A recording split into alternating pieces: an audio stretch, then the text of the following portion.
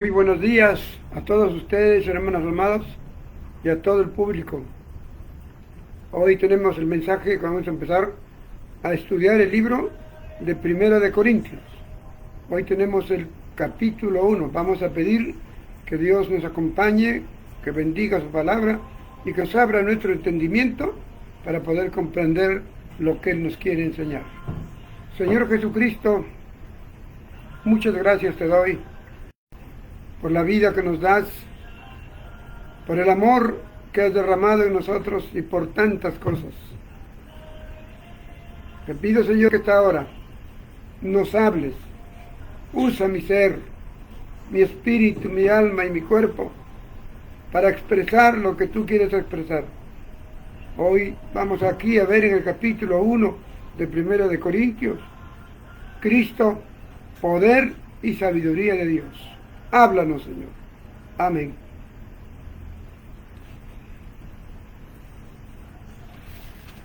Bien, tenemos nuestro título, como ya lo dije, Cristo, poder y sabiduría de Dios. Capítulo 1 de Primera de Corintios. He seleccionado 3 subtemas. El tema central es Cristo, poder y sabiduría de Dios, pero he dividido todo el capítulo prácticamente en 3 partes. 1, para que vayamos ordenando, el saludo a la iglesia. 2, los problemas que habían en la iglesia. Y 3, Cristo, la solución a todos los problemas del creyente y de la iglesia. Bien, vamos a empezar entonces con el primer acápite, que es el saludo a la iglesia. Aquí en 1 de Corintios lo encontramos desde el versículo 1 hasta el 3, bueno, hasta el 9. Bueno, y aquí hay un punto importante que he tenido que separar. Dice Pablo, llamado a ser apóstol de Jesucristo por la voluntad de Dios, y el hermano Sóstenes. Entonces, aquí nos habla, diciéndonos que Pablo es llamado a ser apóstol de Jesucristo. Entonces vamos a ver en este saludo, Pablo se identifica como apóstol.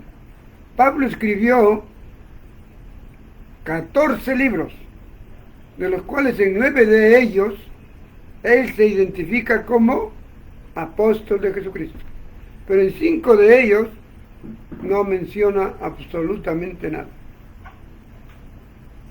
La pregunta, ¿Pablo es apóstol? Vamos en primer lugar a encontrar en Hechos capítulo 1, que ustedes pueden recordarlo, en Hechos capítulo 1, donde encontramos nosotros bien claro, en Hechos capítulo 1 del 20 al 26, que cuando Cristo se fue, se quedó la iglesia, pero con 11 apóstoles, porque uno se suicidó, ¿no? El famoso Judas Iscariote. Entonces, ¿qué hacían los apóstoles? Bueno, el Antiguo Testamento les traía una referencia que ya estaba escrito, que reemplacen a aquel impostor, refiriéndose por Judas. Entonces los apóstoles, los 11, se reunieron para nombrar, según la palabra de Dios del Antiguo Testamento, al apóstol que faltaba. Y conocemos nosotros que eligieron de 2 que quedaron al final, que eran a los ojos del ser humano iguales. No había, y entonces no se sentían capaces ellos de elegir de los 2 con las mismas condiciones, características, elegir a uno. ¿Y qué hicieron? Recordaron Antiguo Testamento, que Dios había enseñado que en momentos así, para que nadie se incomode, para que nadie que digan es el favoritismo de fulanito de tal o de menganito, entonces Dios elegía. Pero Dios elegía a través de un echar a suertes. Y ellos procedieron los nombres de los dos hermanos, Matías y José, apodado el Justo, y lo echaron a suerte. Pero antes de eso, oraron para que sea Jesucristo, nuestro Dios, el que elija. Y eligió a Matías. Si hubiesen sido más de 12 apóstoles, tendrían fácilmente no hacer problemas de echar suertes. Hubiesen elegido los dos para que sean 13 apóstoles. Pero no, hermanos, Dios solamente eligió 12 apóstoles. Por eso Pablo mismo se da cuenta, y en el capítulo 1 de Corintios 15, cuando lleguemos a algún momento, en el versículo 9, él escribe bien claro ahí, dice: yo no merezco llamarme apóstol porque perseguí a la iglesia de Dios. Entonces llega un momento en que Pablo reconoce que él no es apóstol, ¿no? Los otros libros que estuvieron escritos posiblemente ya estaban escritos, pero él hace esa salvedad en 1 de Corintios 15:9. Ahí pueden ustedes revisarlo y está bien claro. Pablo no es apóstol. Además, recuerden ustedes que en la Nueva Jerusalén, en el cielo, hay rodeada la ciudad, está rodeada de muros, y los muros tienen columnas, cimientos y columnas, y tienen 12 cimientos y 12 columnas. Y en cada columna están inscritos los nombres de los 12 apóstoles, no dice 13. De igual manera, tiene 12 puertas la Nueva Jerusalén, y en cada puerta están inscritos los 12 hijos de Israel, o sea, las 12 tribus de Israel: Benjamín, José, Rubén y todos los demás, ¿no? Entonces están ahí inscritos, suman 24. Entonces, si tú vas a Apocalipsis 4:4, ¿qué vas a encontrar? En Apocalipsis 4:4 encuentras 25 tronos, uno que es el trono de Dios, y 24 tronos. No hay ni uno más. ¿Y quiénes representan? Ahí dice que se sientan los ancianos. ¿Quiénes son los ancianos? Recordemos que cuando Pablo busca los nombres para los líderes, él, con sabiduría de Dios, los llama ancianos u obispos. Entonces, ese es el liderazgo en el cielo. 24 ancianos. ¿Quiénes son? ¿O qué funciones tuvieron en la tierra? Ahí están los 12 de la tribu de Israel y los 12 apóstoles que simbolizan los 24 ancianos. Así que no hay otro apóstol. Pablo escribió cuando no era Pablo 100%, era Saulo.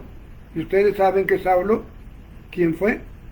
Un hombre muy pedante, creído, altivo, se creía superior a todos. Entonces, en esa faceta que todavía dominaba el Saulo, él escribe: Pablo, apóstol de Jesucristo, llamado a ser apóstol de Jesucristo. Pero en 1 de Corintios 15:9 ya no está el Saulo, ahí está el Pablo, el que se humilla, el humilde, y escribe: no merezco llamarme apóstol porque yo perseguí a la iglesia, y aún consintió la muerte de Esteban. Bien, ya dejamos ese punto, pero también hay algo resaltante aquí en este capítulo, que está dirigido, dice, a los que serán llamados a ser santos. Y esto es muy importante también para nosotros, hermanos. Recordemos en Efesios 1:4, Dios desde antes de la fundación del mundo nos escogió para que seamos santos y sin mancha delante de los ojos de Dios. O sea que nosotros tenemos que buscar día a día crecer en santidad. Crecer en santidad. Además, hay otro pasaje en Primera de Pedro 1:15 que escribe nuestro hermano el apóstol Pedro. ¿Qué escribe? Él dice, el que os llamó es santo. ¿Por quién? Por Cristo. El que os llamó es santo. Ustedes también sean santos en su manera de vivir. La santidad está en nuestra manera de vivir el día a día. Santos primero en nuestro hogar. Que lo vean nuestros hijos, que lo vea la esposa. Crezcamos en santidad. Estamos llamados a ser santos. Pero también me impresiona, hay una palabrita aquí también que dice que nosotros debemos ser irreprensibles, ¿no? Que nosotros seamos irreprensibles. ¿Qué significa la palabra irreprensible? Que no haya nada de que reprenderle. ¿Quién nosotros vamos? No, que Dios vea en la persona, sea un hermano por más sencillo, por más el de poco conocimiento, pero que sea irreprensible a los ojos de Dios. Y hay un pasaje también que nos ayuda en 1 Tesalonicenses 5:23, nos dice muy clarito que el nuevo hombre, nosotros, el nuevo hombre está formado por tres seres o tres partes fundamentales: el espíritu con minúscula, su alma y su cuerpo. Ese es el nuevo hombre. El viejo hombre solamente es cuerpo y alma. Murió el espíritu cuando murió en Adán. Y eso hemos heredado de Adán, que nacemos con dos componentes del ser humano, solamente alma y cuerpo. Pero cuando venimos a los pies de Cristo, cuando nos humillamos, reconocemos nuestra vida pecaminosa, Él nos hace nacer de nuevo y nos da no solamente el espíritu con minúscula, también el espíritu con mayúscula. Entonces aquí encontramos y dice que somos un nuevo ser que tiene espíritu, alma y cuerpo. Por lo tanto, consérvense irreprensibles hasta el día de la segunda venida. Busquemos día a día, hermanos, ser irreprensibles. Bien, ahí terminamos el saludo a la iglesia, pero vamos en la segunda parte y vamos a encontrar una iglesia dividida. La iglesia de Corinto llegó un momento en que se dividió. Y todo en este capítulo 1 encontramos que la gente comenzó a parcializarse con los líderes. Unos decían, yo soy de Pablo. Otros decían, yo soy de Apolos. Apolos fue un hermano muy elocuente, que tenía mucho verbo, mucha forma de hablar tan atrayente e impactante a la gente, como el orador. Los oradores estudian, practican cómo, hasta un gesto, cómo hacer para que impacten al público. Y el público los aplauda. Apolos era uno de ellos. Pero se convierte Apolos, y ustedes saben que el proceso cristiano no es de la noche a la mañana. Y se convierte Apolos, y bueno, muy elocuente, hablaba muy bien las escrituras. Entonces mucha gente dijo, Apolos habla mejor que Pablo, yo soy de Apolos. Otros, yo soy de Pablo, porque él es el misionero, ¿no? Y se dividen. También había ido Cefas. Cefas es Pedro, el apóstol. Otros, no, yo soy de Cefas. Y por último había un grupito pequeño que decían, yo soy de Cristo. Se dividió la iglesia. ¿Quién divide a la iglesia? Recuerden que en Romanos 7 nosotros hemos estudiado que el diablo no sabe ni sumar ni multiplicar. Él sabe dividir y sabe restar, pero más ama la división. Él es el que divide dividió a esa iglesia de Corintios prácticamente entre cuatro: pablistas, apolistas, pedristas y cristianos. Y a veces ahora, en pleno siglo XXI, hay iglesias divididas. Oye, el hermano fulano, qué bonito que predica, yo quiero ser como él. Ay, no, el otro hermanito, no, el otro hermanito. No, hermanos, nosotros somos instrumentos de Cristo, nada más. No nos podemos jamás igualar con Cristo. Él es el líder absoluto de la iglesia. Para que no haya divisiones, no miremos a hombres.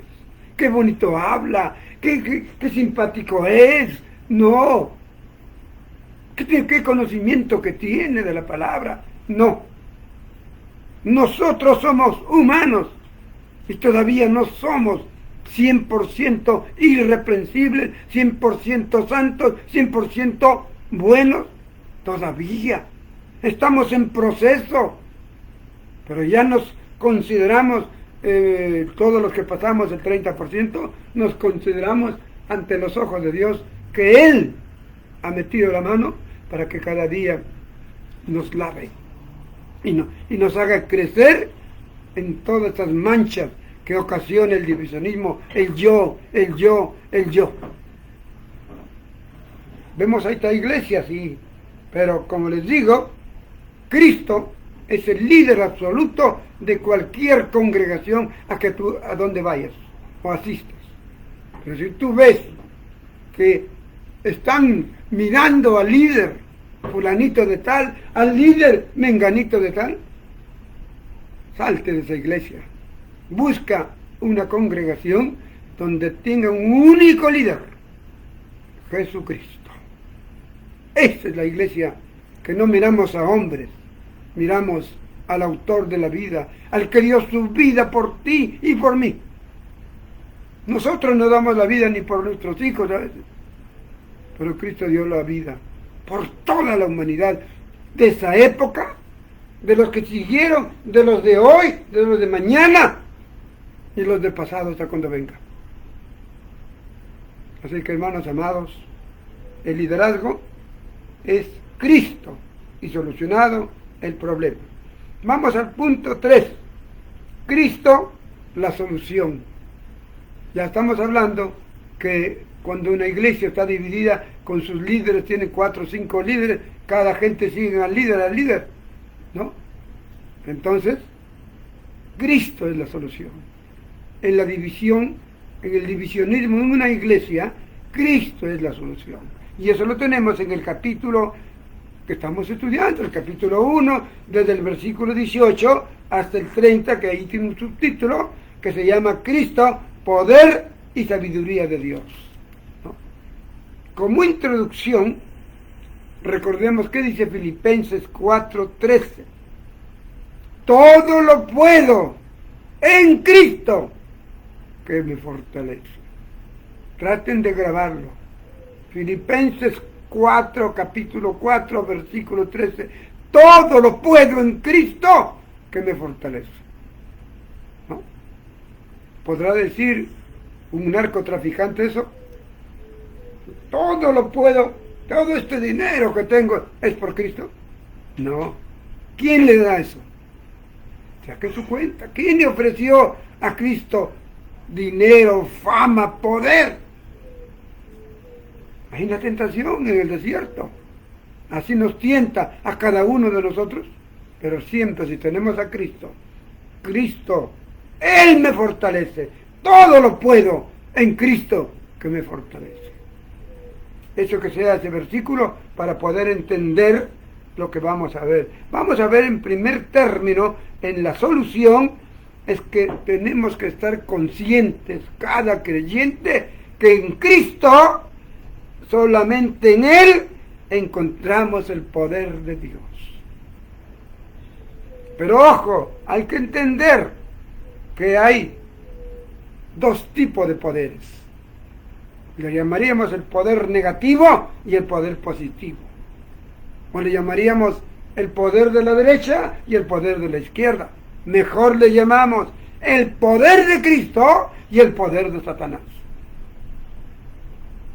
Entonces, el poder de Satanás se disfraza como el poder del hombre, el poder para pelear, el poder para correr, el poder para ser un buen futbolista, para ser un gran político, un poder para ser inteligente en conocimientos humanos.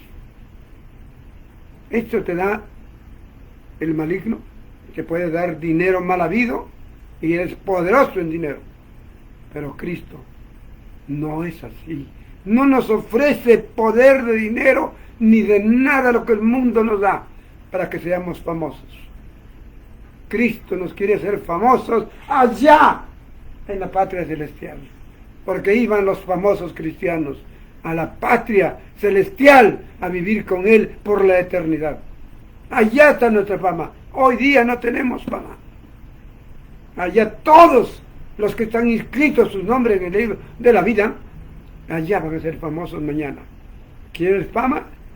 Esa es la fama que te ofrece Cristo. Estar con Él en el tercer cielo o patria celestial por toda la eternidad, a vivir con Él y con todos los que un día dijeron: en Cristo todo lo puedo, que me fortalece. Porque la vida cristiana no es fácil.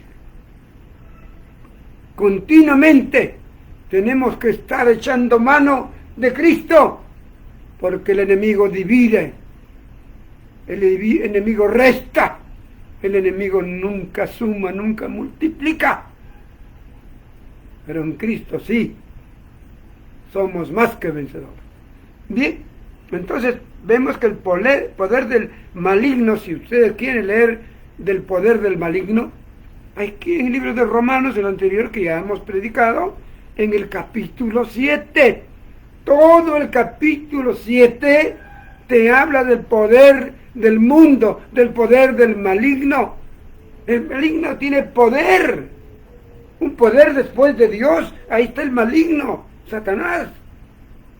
La diferencia que Cristo es todopoderoso, el otro es poderoso, y nosotros no. Por eso Él ofrece poder.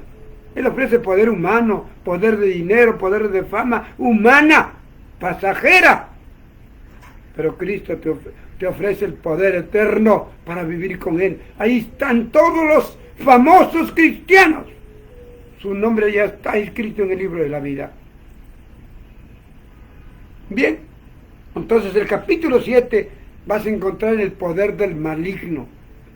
Porque el maligno, que es espíritu también, ha entrado a vivir dentro de nosotros. Y tú vas a encontrar en todo ese pasaje de Romanos 7, en todo ese capítulo, que dice: el pecado en mí, el pecado en mí. Yo hago esto porque el pecado está en mí. Yo hago lo otro porque el pecado en mí, porque el pecado en mí. Y quienes leemos la palabra con sencillez, pero con la sabiduría de Cristo que nos dé, entendemos que la palabra en, tan igual que en el mundo, significa dentro. La palabrita en significa dentro. Y cuando leemos en Romanos 7 para encontrar el poder del maligno, dice: el pecado en mí, el pecado que está en mí. Y todo ese escrito del capítulo 7 te habla que el hombre está prisionero de Satanás, porque Satanás ha entrado dentro de él. Hay muchos que no lo saben esto todavía. El Satanás ha entrado dentro de la persona desde que nace. ¿Cuándo sale? Cuando uno más poderoso que él entra. Entonces capítulo 7 es el hombre derrotado, viviendo bajo el poder de Satanás, que ha entrado a vivir dentro de su mente y dentro de su ser interior. Y por eso lo maneja y lo hace todo lo que él quiere. Por eso vemos tantas situaciones en el mundo que ocurren y a veces decimos: ¿por qué? ¿Por qué? No, que lo vea un psiquiatra, ¿por qué ha ocurrido esto? No necesitamos de psiquiatra. Está bien para algunas otras enfermedades o consejos, pero necesitamos de Cristo, porque aquí es una pelea, una guerra espiritual. Entonces vemos ahí el poder del maligno. Pero cuando vas a capítulo 8 de Romanos, ahí vas a encontrar el poder de Cristo. Y tú también vas a encontrar la misma expresión, Cristo en mí. Cristo en mi interior. Y vas a encontrar el Espíritu en mí. O sea que Cristo, que es el nombre de Dios, y el Espíritu Santo, que es la esencia de Dios, están viviendo dentro de ese hombre triunfador que ha podido derrotar a Satanás, no por su fuerza, no por su inteligencia ni sabiduría, no por su locuacidad de hablar. Ha derrotado porque Cristo entró cuando Él se lo pidió a vivir en su corazón, y ha comenzado Cristo a luchar día a día para expulsar de su interior hasta las más basuras más pequeñitas que Satanás ha dejado mientras vivió tantos años en tu vida. En mi vida, 40 años, tanta basura, todavía no termina de limpiarlo el Señor, pero ya botó cerca del 35 a 40% de basura. Y eso tienes que darte cuenta tú cuando lees la palabra.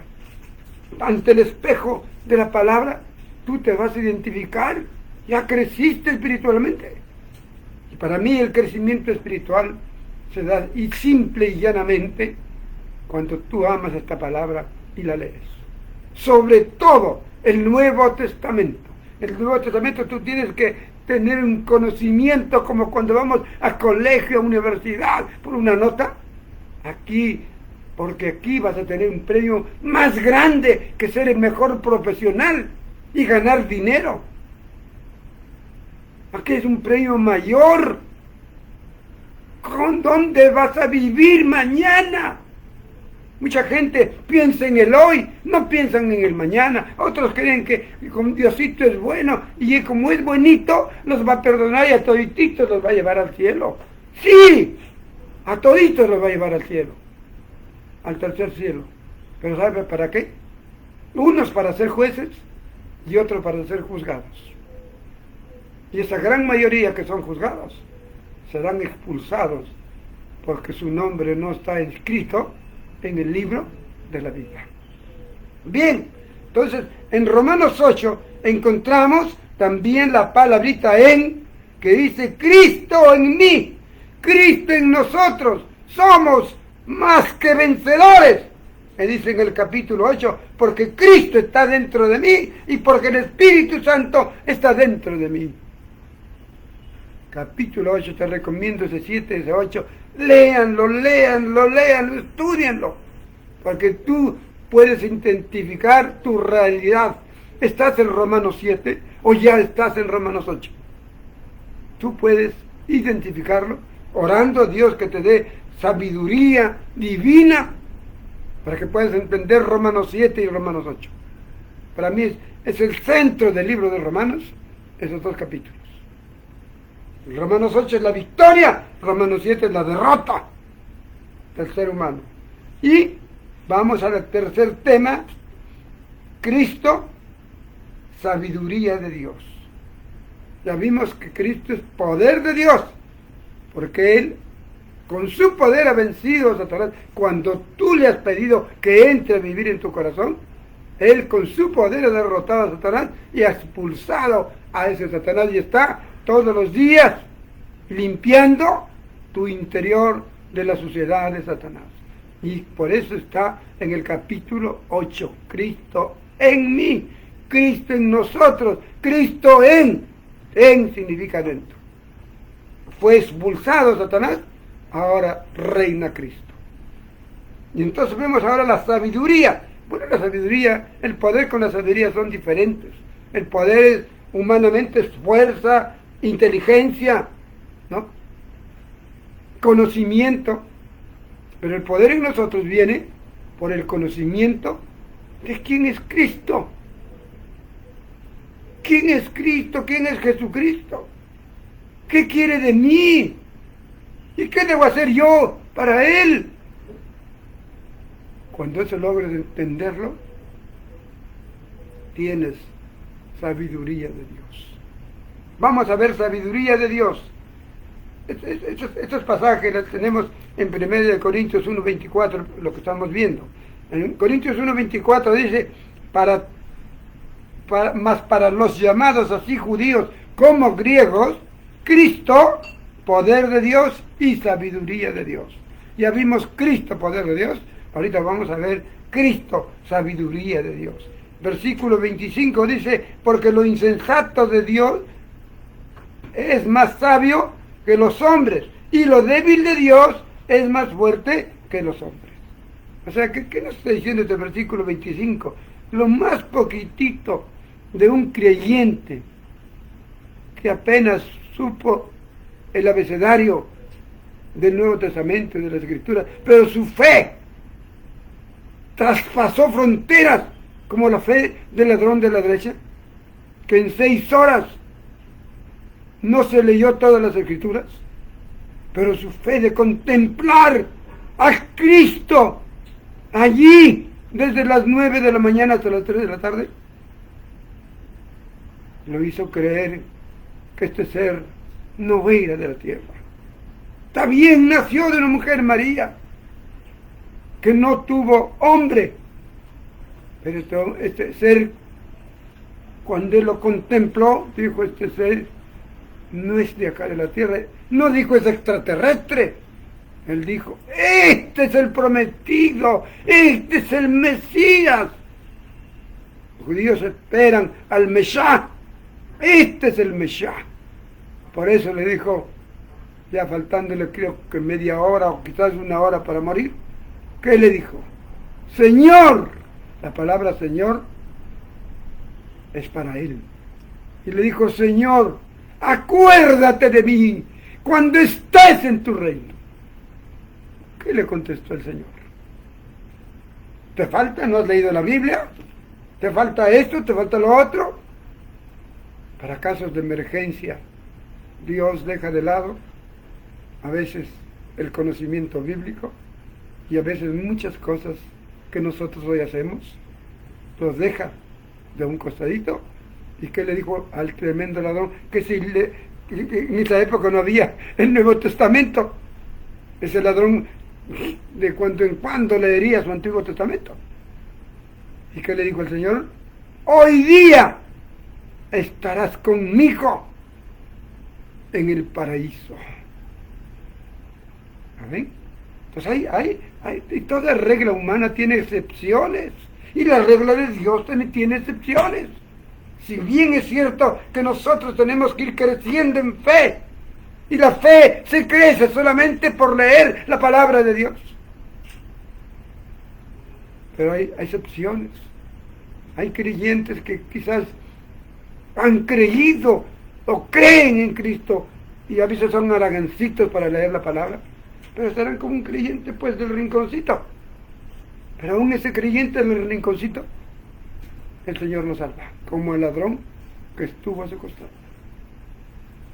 A él, esas son las pequeñas excepciones de Dios, de su regla. Lo normal es que nosotros nos llenemos de fe, nos llenemos de fe, nos llenemos de poder de Dios, nos llenemos de sabiduría de Dios, de saber la ciencia de Dios. ¿Existe Dios? Tenemos que saber. Y llegaremos a la conclusión leyendo las Sagradas Escrituras, especialmente el Nuevo Testamento, que sí existe Dios. Y tú lo vas a comprobar en tu propia vida. En tu propia vida. Sí existe Dios. Podremos saber, llegar a tener sabiduría, el saber, que viene de la palabra saber, ¿dónde vamos a ir a vivir? Lo dicen las Escrituras.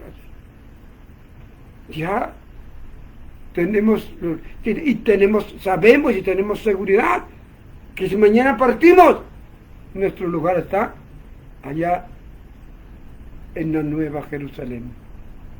¿Ah? Entonces, ¿cómo obtenemos esa sabiduría de Dios? Hay personas que leen y a veces dicen, no lo entiendo. ¿Por qué no piden sabiduría? Quieren tener sabiduría humana, ser número uno en su colegio, ser número uno en el deporte, ser número uno en la natación, ser número uno en todo. Pero no buscan ser el número 2, porque ahí no hay número 1. El número 1 es Cristo. Ser el número 2 o 3 o 4 o 5, pero estar seguro que su nombre está inscrito en el libro de la vida. Y esa seguridad te da cuando lees la palabra y obedeces lo que dice que tienes que hacer para que tu nombre esté inscrito en el libro de la vida. Entonces, esta sabiduría es tan interesante verla después de ver sabiduría humana que los griegos pues quieren tener sabiduría, que los judíos quieren ser sabios, pero viene el Señor y parece que algo que no cuadra con el hombre. Vamos a leer en Primera de Corintios desde el 21 hasta el 24, ¿ya? Desde el 21 al 24, ¿qué nos dice? Pues ya que la sabiduría de Dios el mundo no conoció, ya que en la sabiduría de Dios el mundo no conoció a Dios, mediante la sabiduría agradó a Dios salvar a los creyentes por la locura de la predicación. ¿Qué nos dice acá? La sabiduría de Dios es como una locura. Para hablar, para predicar ¿de quién? De un ser que vino del cielo, entró de una mujer y la mujer dio a luz. Entonces es una locura. La ciencia, el ginecólogo, el médico, ¿qué te van a decir? Tonterías, pamplinas, porque no entra en su cerebro, en su razonamiento, porque nunca ha existido que una mujer sin tener varón conciba un ser humano. Pero ahí está la locura, pero es la locura espiritual, no es la locura diabólica, porque hay dos locuras, la locura diabólica y la locura espiritual. Y yo soy loco espiritualmente, porque creo y acepto que María dio a luz un niño sin haberse acostado con su esposo, con su novio, esposo. ¿Ah? Entonces, ¿se dan cuenta? ¿Se dan cuenta ustedes, hermanos? Eso es lo que este versículo nos dice aquí, ¿no? Dice, versículo 22, porque los judíos piden señales y los griegos buscan sabiduría. Si nosotros estudiamos un poquito la cultura griega, encontramos que lo número uno que anhelaban todos los griegos es tener sabiduría.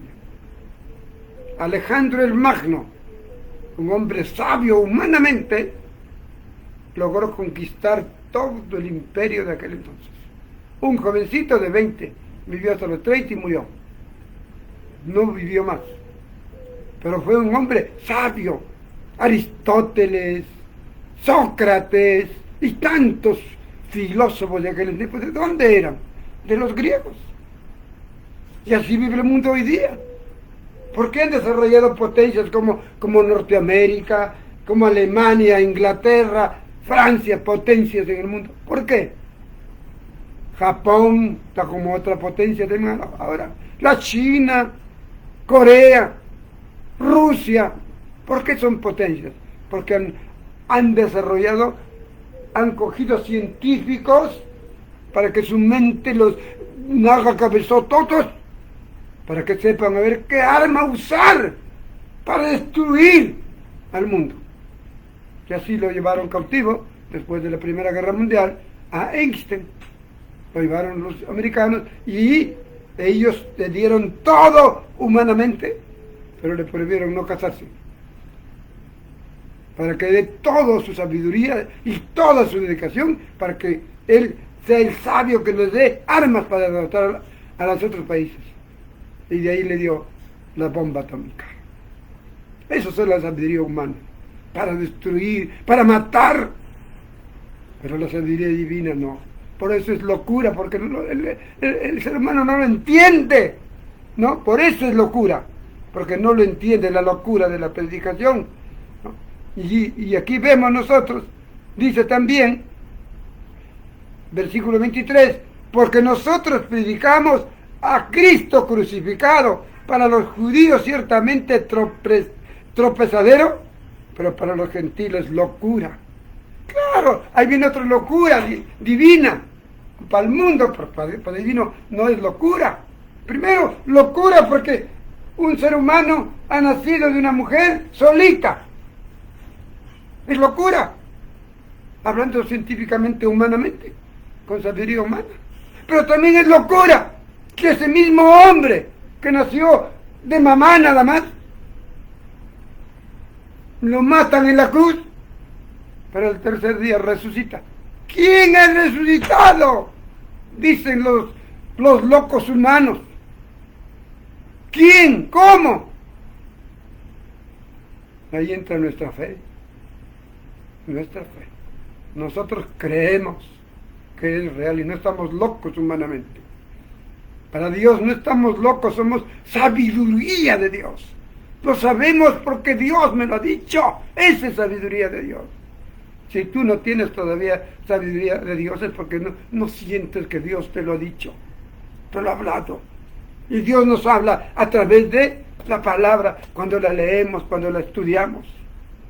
Por eso somos locos. A Pablo le dijeron, tú estás loco. ¿Cómo que crucificado resucitó? Las muchas letras te están volviendo loco. El mundo nos ve como locos. El mundo que lo gobierna Satanás. Pero el mundo que gobierna Cristo no es locura, es verdad. Bien, sigamos viendo. Ya vimos para los gentiles la prosadura, para los griegos, más para los llamados griegos, así como judíos, dice, Cristo es poder de Dios y sabiduría de Dios. Y sigue explicando aquí, en esa parte, hasta el 24, y sigue explicando nuevamente, hay que terminar hasta el 31 y ir explicándolo, y dice, versículo 25, porque lo insensato de Dios es más sabio que los hombres, lo débil de Dios es más fuerte que los hombres. Otra locura. ¿Qué es insensato? Una persona que no tiene sensatez. Y sensatez es analizar pues las matemáticas, la literatura, la historia y aprenderla. Entonces dicen, este hombre es sensato, está con sus 5 sentidos. Pero aquí para Dios, ¿qué dice? ¿No? Porque lo insensato de Dios es más sabio que los hombres. O sea que el más pequeñito, como el ladrón que de repente no conoció mucho la palabra, es un insensato porque no conocía mucho la palabra de Dios. Entonces, ese ladrón es más sabio que los sabios humanos. Eso es lo que nos está diciendo, ¿no? Y lo débil de Dios es más fuerte que los hombres fuertes. ¿Qué más nos dice? Versículo 26. Mirad pues, hermanos, vuestra vocación, que no sois muchos sabios según la carne, ni muchos poderosos, ni muchos nobles. Y es la verdad. El cristianismo, desde que empezó el Señor Jesucristo, Él escogió 12 apóstoles. Y léelo y estúdialo y investígalo. ¿Eran ricos esos 12? Creo que Juan el único que su padre tenía una embarcación. Después los demás, humildes pescadores, que se ganaban el pan del día vendiendo su pescadito, como lo vemos aquí en Huanchaco y en todos los puertos de Perú y del mundo. O como lo vemos en los ríos, la gente sacando truchas y vendiendo para comprar otra cosita. Entonces, eso es lo que nos está explicando aquí, ¿no? Que no sois muchos sabios según la carne. O sea, Dios no ha llamado a sabios humanamente. Pablo no llegó al nivel de sabio, pero era un hombre de mucho conocimiento. Pero Dios no ha llamado muchos sabios, algunos como Pablo, que tuvo sabiduría, que estudió mucho. Y a través de los tiempos, los líderes no son aquellos que estudian mucho, porque se nutren de sabiduría humana. La sabiduría divina está aquí en la palabra. Acá está. No necesitas de ir a una escuela, a un colegio o una universidad para que te enseñen Biblia. Porque hoy sabemos que hay más de los 10 dedos de mis manos de congregaciones que se llaman cristianas, y cada una de ellas tiene su propia universidad y enseñan su propio pensamiento. Nosotros enseñamos el pensamiento de Dios, que aquí está. Nuestra universidad cristiana es el Nuevo Testamento y el Antiguo Testamento. Y aquí nos graduamos ante los ojos de Dios. Aquí nos da Él un título, no. Una corona, no. Escribe nuestros nombres en el libro de la vida. Porque quien se llena de la palabra es como aquel que come. ¿Qué pasa con la persona que come y está lleno? ¿Ah? A ver, piensen ustedes. Quizás voy a decir algo que no es malo, pero comemos y botamos. ¿Sí o no? Tomas agua, botas agua, líquido. Comes, botas lo que comiste. O parte lo que ya no vale. Es el proceso de vida. Así es para ser sabios ante Dios. Leemos la palabra y queda lo que Dios quiere que quede, y lo que no, no. Entonces, esa es la sabiduría de Dios. No somos muchos poderosos ni sabios, versículo 27, sino que lo necio del mundo, ojo, lo necio del mundo escogió Dios para avergonzar a los sabios humanos, y lo débil del mundo escogió Dios para avergonzar a los fuertes. Aquí no hay que Dios te ha escogido porque tú eres tienes tu título de graduado en la universidad evangélica o cristiana de tal sitio, de Londres, de Estados Unidos. No. Dios dice que ha escogido lo necio del mundo. ¿Ah? Para que Él lo haga sabio. Versículo 28. Y lo vil del mundo y lo menospreciado escogió Dios, y lo que no es, para deshacer lo que es, a fin de que nadie se jacte en mi presencia. Ah, gracias, Señor. No nos consideremos sabios con títulos en demasía. Todavía hay que estudiar, pero la mejor fuente es la palabra. Así no conoces la palabra y te vas a una universidad de cualquiera de los grupos religiosos tantos que hay ahora, te van a meter su doctrina, la doctrina de la iglesia A, la doctrina de la B, la C, la Z y la que quieras. Pero la doctrina de Dios y la doctrina apostólica lo encontramos aquí en la universidad que se llama las Sagradas Escrituras.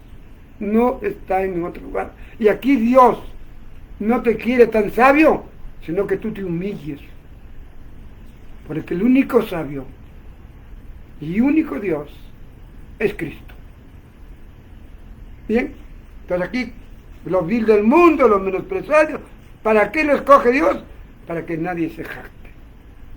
Y no podemos jactarnos, porque lo que sabemos, lo poco, lo regular, ¿qué sabemos o lo mucho que sepan otros? ¿A quién se lo debemos? Al que vive acá y al que está acá, que es Cristo y que es el Espíritu Santo, que ellos nos dan conocimiento para poder hablar de Él. ¿Qué más nos dice? Versículo 30 y 31. Mas por Él, por Cristo, estáis vosotros en Cristo Jesús, el cual nos ha sido hecho por Dios sabiduría, justificación, santificación y redención. ¿Ah? O sea, por la muerte de Cristo, por su resurrección, que son parte del Evangelio, Dios nos ha premiado por conocer y creer. Nos da sabiduría divina, nos hace justos, nos hace santos y nos redime de nuestros pecados. La redención es redimir, pagar un precio, y Cristo con su sangre nos redimió, pagó el precio al enemigo que reclamaba por mí, por ti y por quien sea, que somos cristianos. Y terminamos leyendo el 31, para que, como está escrito, el que se gloría, gloríese, pero en su título, no dice así. Gloríese que ha ido a la Universidad de Londres a estudiar, la Universidad Evangélica en Londres, o cristiana. No, gloríese en el Señor, porque el Señor cambia, el Señor transforma, el Señor da conocimientos. Si no fuera por el Señor, el Cristo resucitado, no tuviéramos el conocimiento que nos da Él y solamente Él. Por eso dice, el que se gloría, gloríese en el Señor. No hay otra manera para mí. Así podemos llegar a entender y a aceptar que Cristo es el poder de Dios, que Cristo es la sabiduría de Dios. En Cristo tendremos poder de Dios. En Cristo seremos sabios de Dios para saber todos los misterios y secretos escondidos para aquellos que no tienen y quieren la sabiduría de Dios. Que Dios los bendiga y gracias por este primer día de semana que están atendiendo a este mensaje. En el nombre de Jesucristo. Amén. Amén.